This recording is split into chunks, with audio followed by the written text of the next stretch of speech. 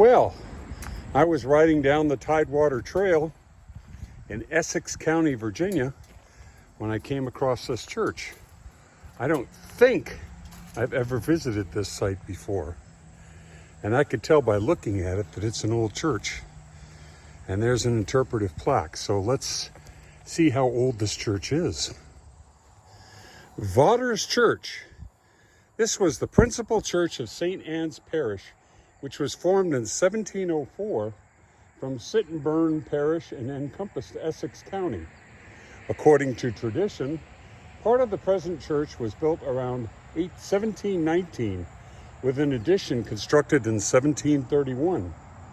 But architectural evidence suggests that the church was built as a unit in 1731. After the American Revolution and the disestablishment of the Church of England, Vauters Church passed out of service. In 1822, regular services resumed for the first time since 1776. The church was remodeled in 1827 when the box pews were reduced in height and the present 2-deck pulpit replaced the colonial one of 3 decks.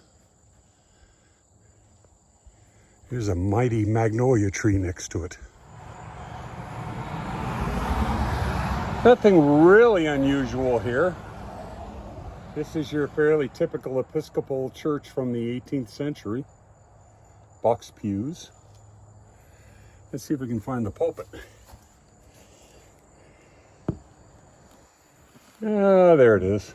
Here's the pulpit.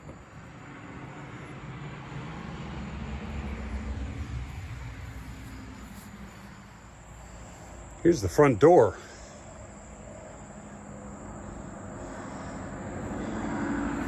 I believe this pattern of bricklaying, long and short, long and short and long, this is known as Flemish. And of course, fools' names and fools' faces often appear in public places. Boxwood.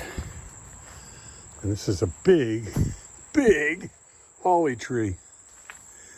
Let's see what we got over here.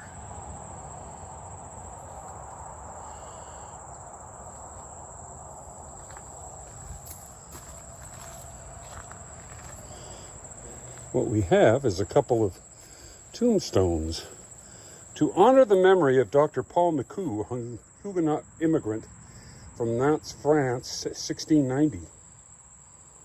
Okay. I can't read those. Looks like it's in a pretty good state of repair in there.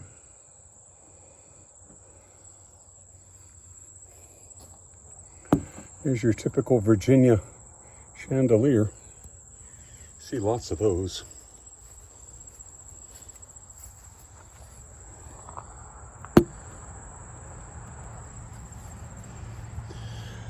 And coming around the corner, you see this. This tall one here, John Miller of Glasgow. Born the 17th of April, 1722, and died the 3rd of August, 1761. And then there's this one, old tombstone, underneath this phone.